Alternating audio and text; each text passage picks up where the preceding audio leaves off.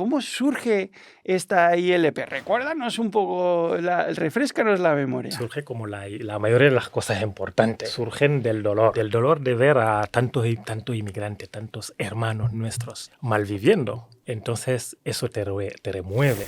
Cuando te falta este papelito, es que no puedes firmar un contrato de trabajo. No puedes firmar un contrato de trabajo. Y quiera o no, malvives. Le cuesta entender la hondura del dolor que eso conlleva, porque no lo han vivido. Igual ni siquiera se han acercado a alguien que lo ha vivido. Casi 1000 organizaciones y dice, wow. Pero al principio pues, hay mucha gente que no daba crédito que esto pudiera salir. Porque estamos hablando de 500.000 firmas, no estamos hablando de 2 ni de 3. Imagínate la llamada telefónica a una organización social diciendo, oye, que si te unes, que si me uno, ¿a qué? A buscar 500.000 firmas. ¿Y cuántas organizaciones somos? Bueno, tú eres la primera de momento. A mí me encanta pensar que una iniciativa legislativa popular que ha puesto de acuerdo a tantísima gente, a tantísimas organizaciones sociales, incluso como luego veremos en la tramitación parlamentaria, a todo el Congreso de los Diputados le puso de acuerdo, salvo a 33. Tenemos a Junts exigiendo que no va adelante con la iniciativa legislativa popular si no se transfieren las competencias en materia de migraciones a la Generalitat de Cataluña. Podemos, PP y Vox dicen que de ninguna manera y tumban esa iniciativa de Junts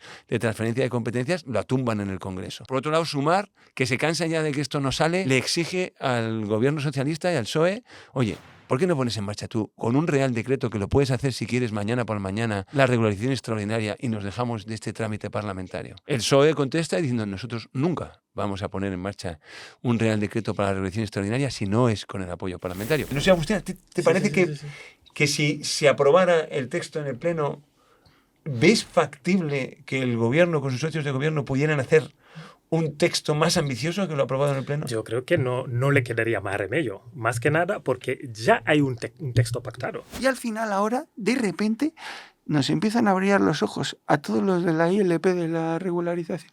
Y decir... que va a salir.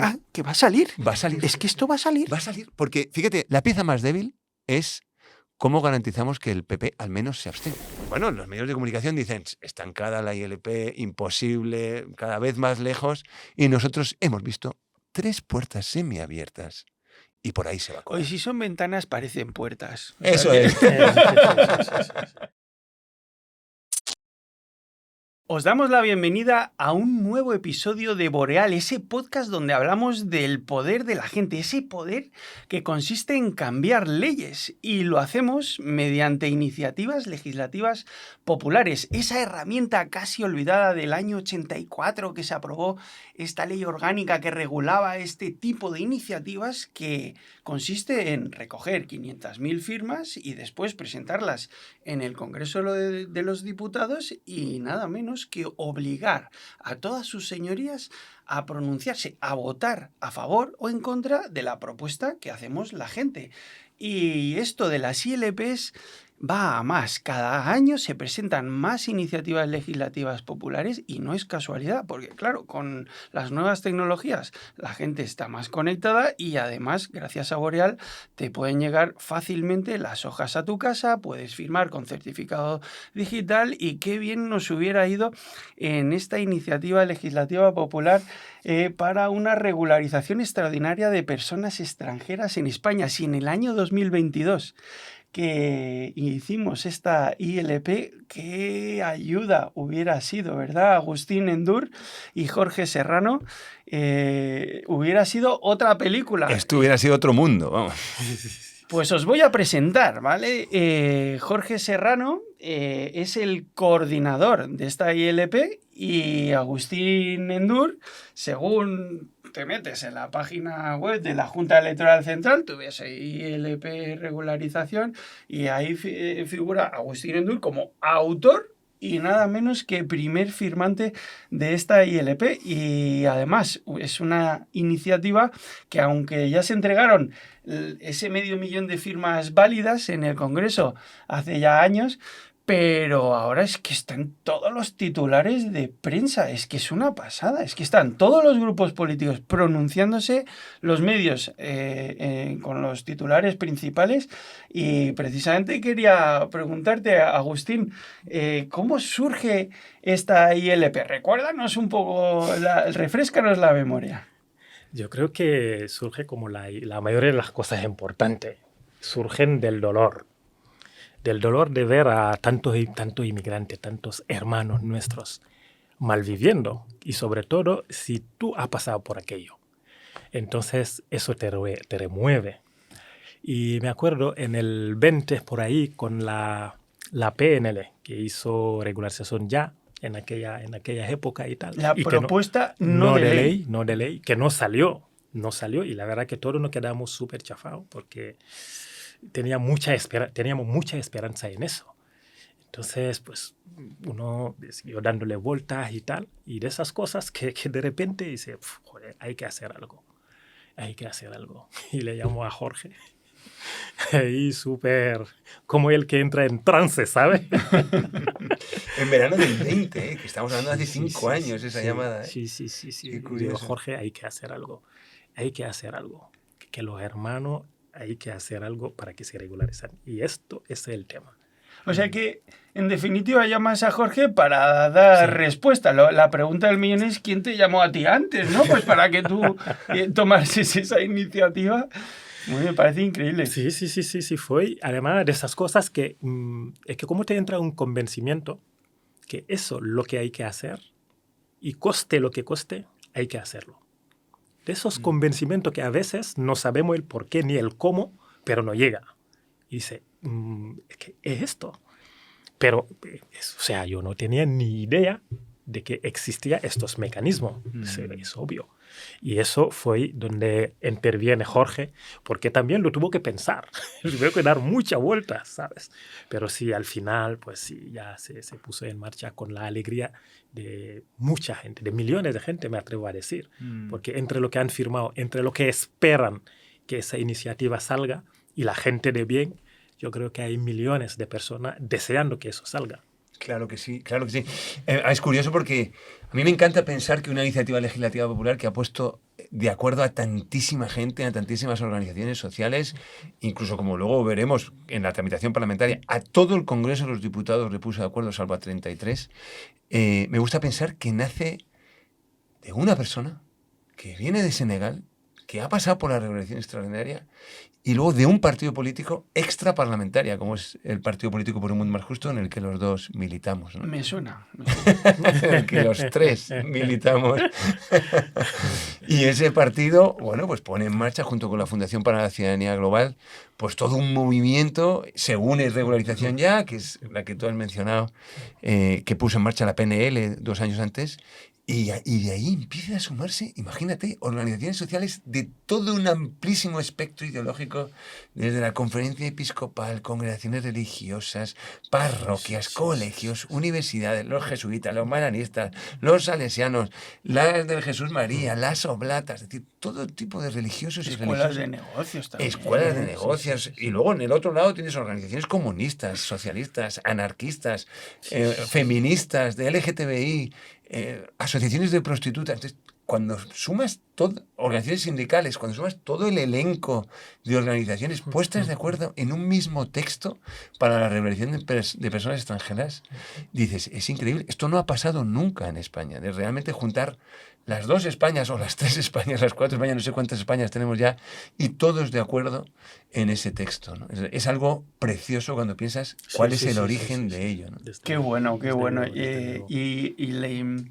Y claro, el lograr aunar a todas estas organizaciones que, llevamos años diciendo que eran 900, pero recientemente las contamos de una manera más rigurosa y nos dimos, pero si eran 1000. Sí. Que eso fue llamativo. Lo que pasa es que ahora cualquiera dice que son 1000, porque llevamos tantos años diciendo que eran 900. Pero cuando hemos contado... Sí, eso fue divertido. Y bueno, pues la pregunta, para que la gente entienda esto... ¿Qué se tuvo que hacer para alcanzar 500.000 firmas válidas? Que si os acordáis, fueron 700.000 las que se entregaron. Pero claro, luego pues en cuanto llegan a 500.000, pues te dicen, pues ya está, ya lo habéis conseguido. Nunca sabremos realmente cuántas válidas habría, ¿no? Pero, ¿qué es? ¿Cómo se montó? ¿Cómo lo montaste? O sea, ¿qué hubo que hacer? ¿Qué fue necesario hacer, Agustín? Eso fue bestial, porque imagínate un partido que no conoce ni Dios, empieza a llamar a colectivos, a asociaciones, o sea, algunos te respondían, pero otro, ¿dónde vais? ¿Sabes? O sea, al principio no fue fácil, ¿eh? No fue nada fácil. Lo que pasa es que ahora mira por atrás y ve que, como lo que decía, casi 1000 organizaciones, y dice, wow. Pero al principio hay mucha gente que no daba crédito que esto pudiera salir. Porque estamos hablando de 500.000 firmas, no estamos hablando de 2 ni de 3. Claro, imagínate la llamada telefónica a una organización social diciendo, oye, que si te unes, que si me uno, ¿a qué? A buscar 500.000 firmas. ¿Y cuántas organizaciones somos? Bueno, tú eres la primera de momento. Claro, porque hay una llamada que es la primera. Dice, no, bueno, estamos nosotros y si te unes, pues ya somos 2 organizaciones. Claro, es que hay que ponerse en que hubo un momento que fue la primera llamada, ¿no? Entonces es realmente, fue realmente duro, ¿no? Luego al final, bueno, pues al final haces un montón de llamadas, muchísimas organizaciones, algunas que están a punto de convencerse, en algún momento dicen, no, ya tenemos a esta. Mentira, no estaban en todo. Y la gente empezaba ya a sumarse, ¿no? La gente se suma cuando la gente se ha sumado. Esto siempre es así. El efecto autobús, ¿no? En marcha. Total. Además me acuerdo, había algunas organizaciones que al principio no querían y luego más adelante se sumaron después. Diciendo, ojo, que este autobús está en marcha, que aquí hay que meterse, que no podemos quedarnos abajo. La gente se suma con más facilidad al caballo ganador, pero cuando estás ahí con el caballo que no sabes si se va a poner a andar o no se va a poner a andar, es más difícil. Pero fue muy bonito, muy bonito ver a tanta gente tan diversas buscando firmas, además con firmeza, ¿no? Por unas causas tan bonitas, que no es dignificar, ¿no? a esos hermanos, o si cabe más, ¿no? Porque ya dignidad tienen.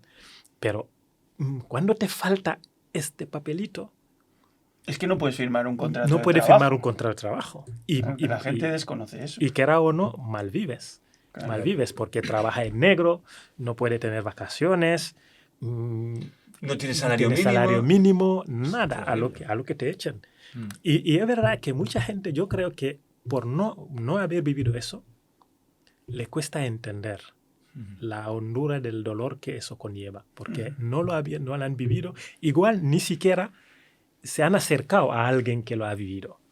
Entonces le cuesta entender, solamente ven que esta gente llega como llega y tal, y se queda con ese discursito, ¿no? Sí, o que no trabaja. Sí. Oye, ¿cuál es la situación actual? Porque es que, como decía, es que esto está en el candelero ahora y está habiendo movimientos, pero en el Congreso de los Diputados, y ahí se está... No sé, es que tiene pinta de que esto está en ebullición. Sí, no, la verdad que está ahí como muy parado. Está bastante parado, porque que también después de las enmiendas que no se pusieron de acuerdo y tal, pues eso paralizó bastante. Y luego, o sea, cuando hay vacío, siempre algo lo ocupa. Por eso yo creo que hay que meter caña, hay que estar, hay que moverlo, porque si no, vamos a estar viendo otros discursos que igual no nos gustan. O sea, es verdad que está estancado y al mismo tiempo no paran de hablar de ello. Todos los grupos parlamentarios mencionándolo, no hay día que no se hable de la ILP, de la regularización en el Congreso de los Diputados. Eso ocurre cuando algo está a punto de salir disparado. O sea, que hay una presión ahí. Entonces, ¿cuál es la presión? Pues ahora mismo el problema que hay es... aunque es cierto que se votó con una mayoría amplísima para el trámite parlamentario en el verano del 2024, imagínate, de los 350 diputados, 317 votos a favor y solo 33 en contra, pero claro, luego quedaba ponerse de acuerdo en el contenido de la regularización, ¿no? Una vez que se consiguieron las 700.000 firmas, se presentaron, se vota a favor del trámite parlamentario, ahora pasó a la Comisión de Migraciones del Congreso y todos los grupos parlamentarios tenían que plantear sus enmiendas. ¿Qué son las enmiendas? El propio contenido de la legislación que va a determinar cómo van a ser las condiciones para la regularización extraordinaria. Y ahí cada grupo político tiene una visión distinta, unas condiciones diferentes, etc. Y ahí se empieza a negociar en la comisión, no se llega a acuerdos y eso hace que se estanque. Y en ese estancamiento se produce una polémica permanente, ¿no? Tenemos a Junts, exigiendo que no va adelante con la iniciativa legislativa popular si no se transfieren las competencias en materia de migraciones a la Generalitat de Cataluña. Podemos, PP y Vox dicen que de ninguna manera y tumban esa iniciativa de Junts de transferencia de competencias, la tumban en el Congreso. Por otro lado, Sumar, que se cansa ya de que esto no sale, le exige al gobierno socialista y al PSOE, oye, ¿por qué no pones en marcha tú, con un real decreto que lo puedes hacer si quieres mañana por mañana, la regularización extraordinaria y nos dejamos de este trámite parlamentario?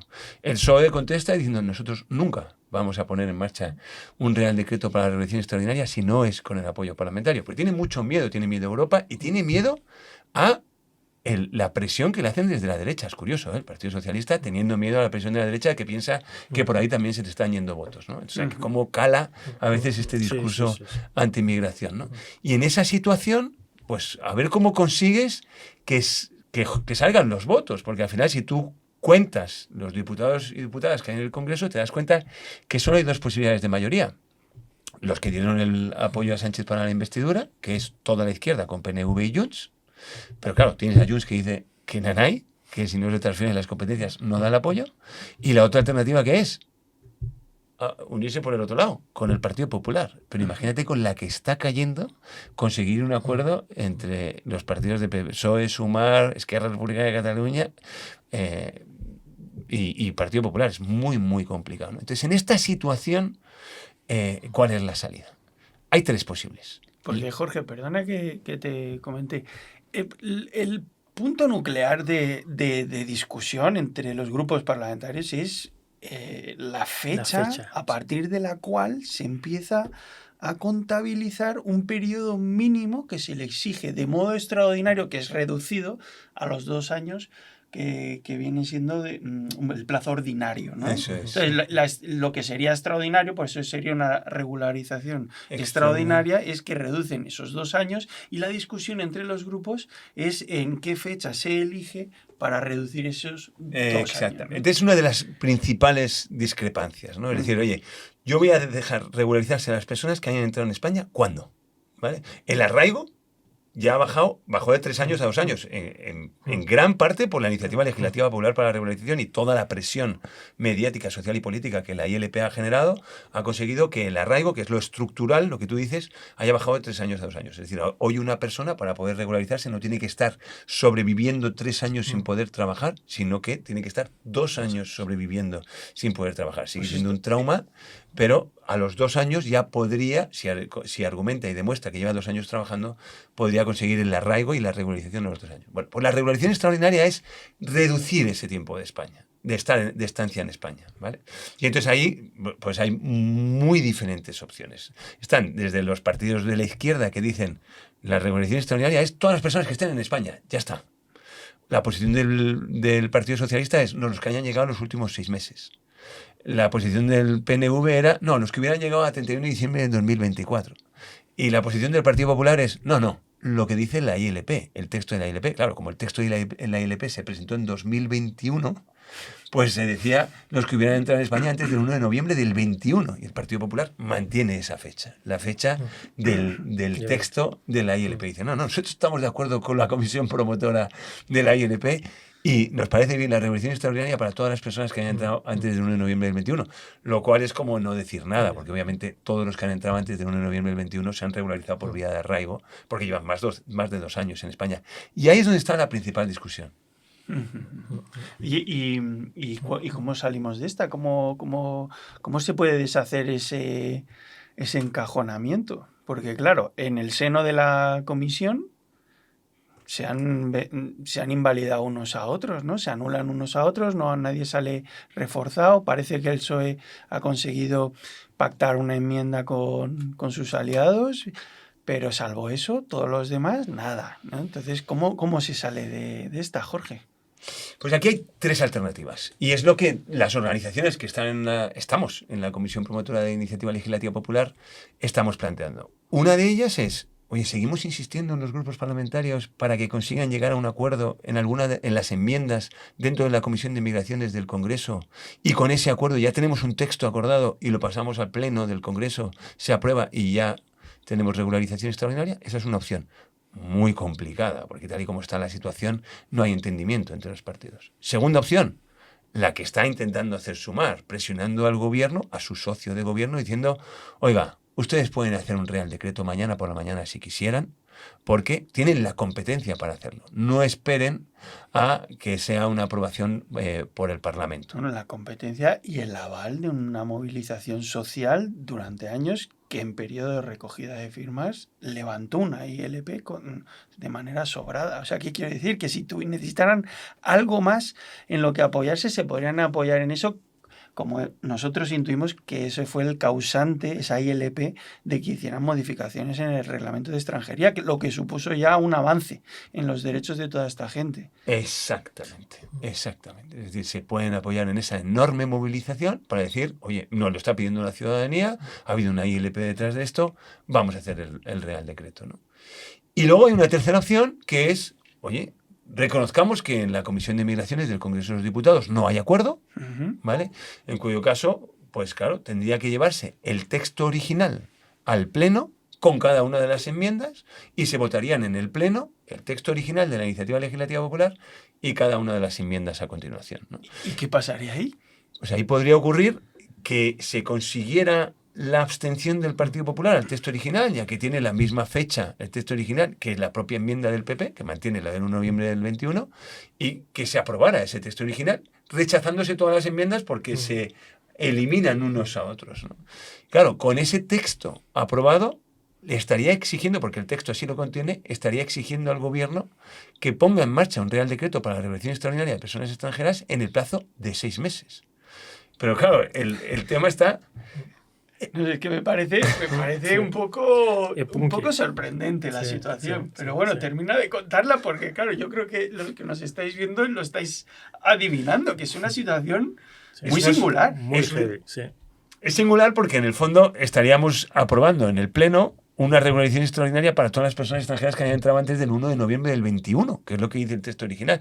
Claro, nosotros diríamos, vale, tenemos regularización, pero una regularización vacía, porque no hay nadie que haya entrado antes del 1 de noviembre del 21 que no esté regularizado, porque ya lo podría hacer por la vía del arraigo social, ¿no? O no hay nadie o hay menos gente, ¿no? Claro, pero ahí está el gobierno obligado a hacer un Real Decreto. Y yo me imagino, bueno, no me imagino que ahora Sánchez coja el boli y se ponga a redactar, pero sí me imagino que quien sea que fuere que tenga que redactar eso, decir, oye, pues ¿y ahora qué ponemos? Porque Claro. Entonces, ahí lo bueno es que si hay la aprobación en el Pleno, es decir, si se dieran todas estas cosas que estamos diciendo, que es que se reconozca que no hay acuerdo en la Comisión de Migraciones, que lo llevan al Pleno, que se vota el texto original, que se tiene la abstención del Partido Popular, que el texto se aprueba y que se le exige al Gobierno que tenga 6 meses para redactar el Real Decreto, ahí lo que se ha aprobado por el Pleno son mínimos.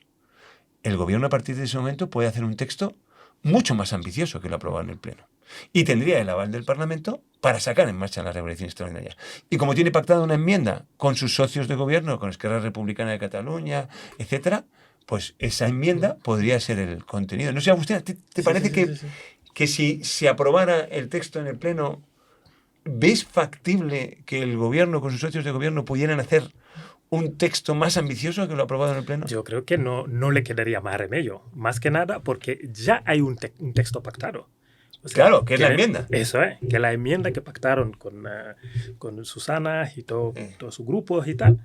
Con lo cual, no pueden a esa altura de la película ir para atrás. Ya han pactado un texto. Ese texto incluso lo pueden mejorar. Claro. Ese texto que ya tenían pactado con Sumar, Eso con es. Sumar, lo pueden mejorar. Entonces, la poca vía que no queda es esa. Porque las dos anteriores no son tan viables, porque que la primera es eternalizarnos en la espera.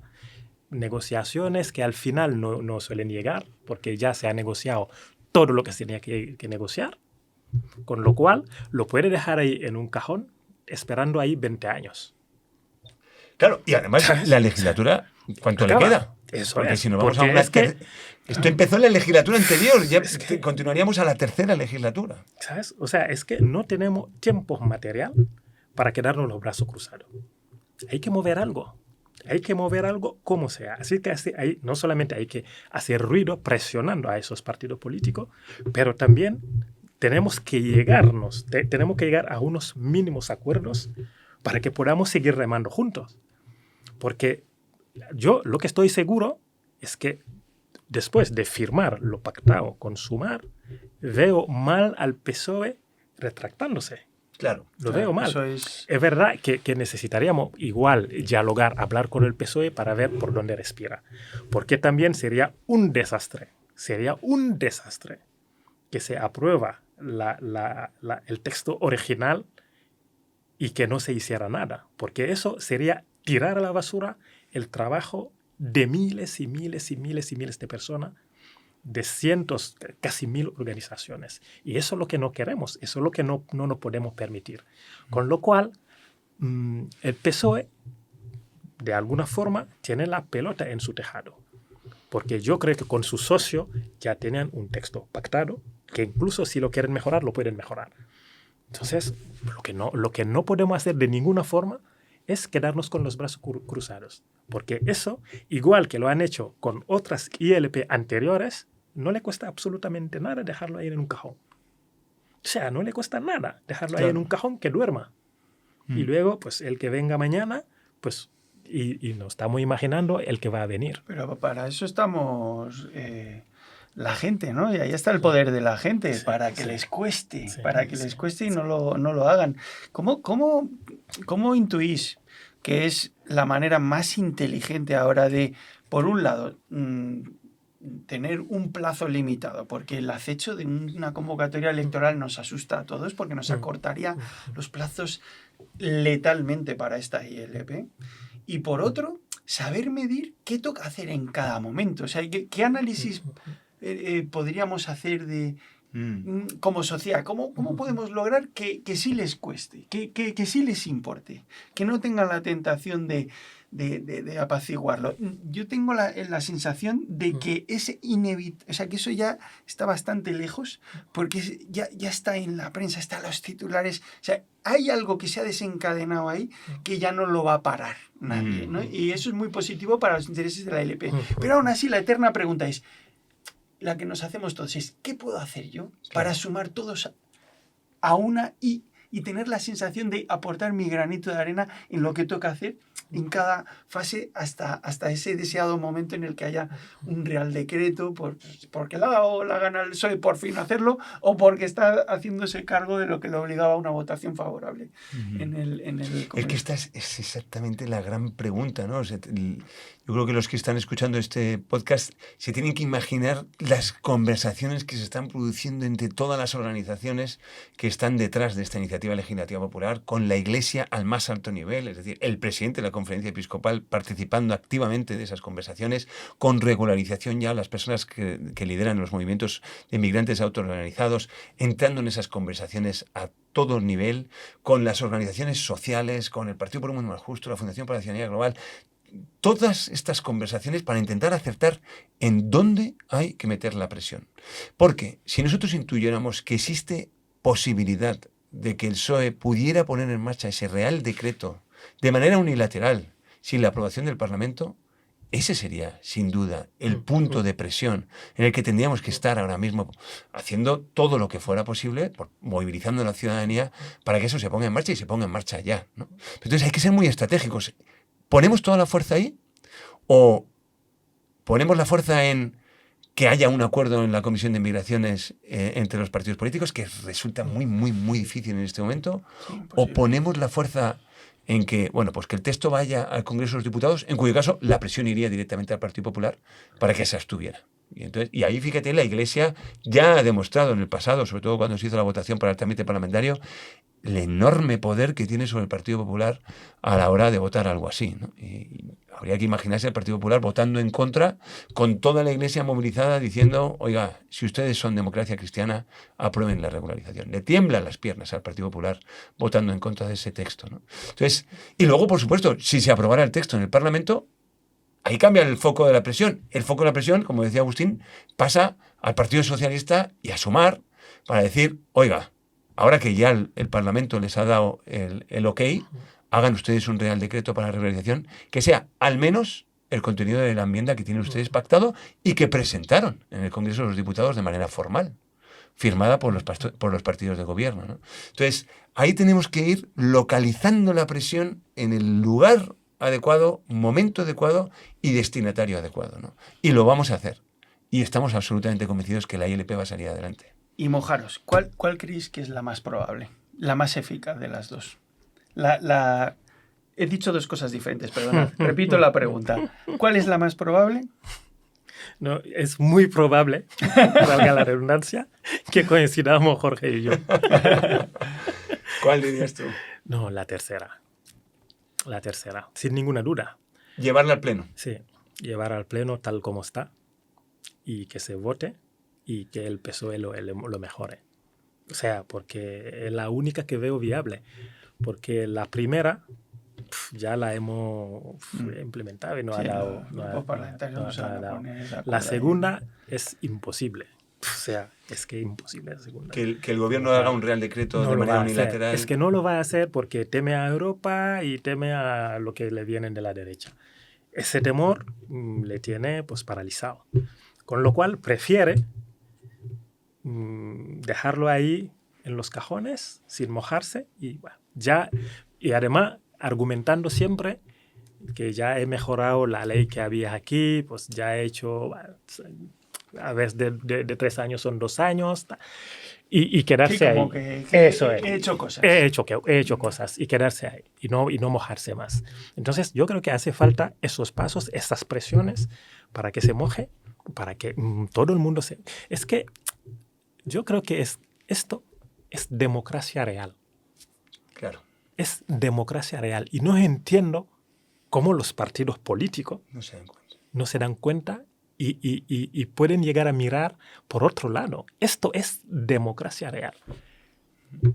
Es curioso lo que has dicho del PSOE, porque en efecto, es curioso, el 1 de mayo cuando se puso en marcha, cuando entró en vigor el reglamento que habían modificado para bajar de 3 años a 2 años la exigencia de estancia en España para poder optar al arraigo social, el presidente del gobierno lanza un mensaje, Sánchez, diciendo apostamos 100% por la iniciativa legislativa popular para la regulación extraordinaria. Es decir, no solo sacamos en marcha y ponemos en marcha este Real Decreto, sino que apostamos por la iniciativa legislativa popular. Y todo ese día, nada más que se hablaba de que Sánchez había dicho que había una apuesta firme por parte del gobierno de sacar adelante esta regularización. Por lo tanto, en caso de que se aprobara en el Pleno el texto original de la ILP, aunque contuviera esa fecha del 1 de noviembre del 2021, sería muy fuerte que con una enmienda pactada por parte del PSOE con Sumar y con los socios de gobierno y con declaraciones de Sánchez explícitas diciendo que se apuesta por esta regularización,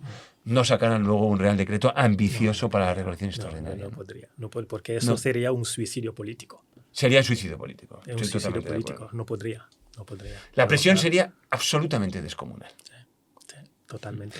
Yo tengo la eterna sensación de que esto siempre ha sido muy difícil. Hemos sudado muchísimo y muchísima gente, 14.000 personas voluntarias, acordaron, ¿no?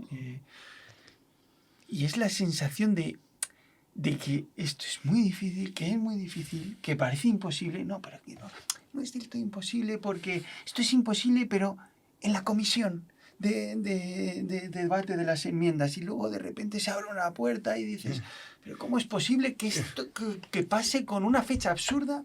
Y luego que tenga que en el fondo luego coges la perspectiva y dices, pero es que tiene un sentido político atroz. Claro. Porque aquí cada grupo ha hecho su parte del trabajo, consciente o inconscientemente, desde una posición, una sensibilidad que es representativa, hay que reconocerlo, que representa una sensibilidad del pueblo español, cada uno a su manera. Claro. Y que por...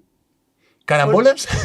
Que por un sentido común y democrático, el equilibrio de fuerzas, del procedimiento parlamentario, de lo que ha dicho uno y otro, y al final ahora, de repente, nos empiezan a brillar los ojos a todos los de la ILP de la regularización. Y decir... Que va a salir. Que va a salir. Va a salir. Es que esto va a salir. Va a salir. Porque, fíjate, La pieza más débil del procedimiento, suponiendo el procedimiento que mencionaba Agustín, que es reconocer que en la Comisión de Migraciones no hay acuerdo, lo llevamos al Pleno, que se vote el texto original. La pieza más débil es cómo garantizamos que el PP al menos se abstenga. Pero ahora vamos a estudiar la situación del PP. El PP plantea una enmienda que es más ambiciosa que lo que dice el texto original. Es decir, que ellos formalmente ya han presentado en el Congreso de los Diputados una regularización extraordinaria más ambiciosa que la que se estaría votando en el Pleno. ¿Cómo van a votar en contra? Punto 1. Punto 2. En conversaciones del Partido Popular con la conferencia episcopal, con el presidente de la conferencia episcopal, dijeron, si presentan el texto original, nosotros lo aprobaremos. Palabras explícitas mencionadas por el Partido Popular.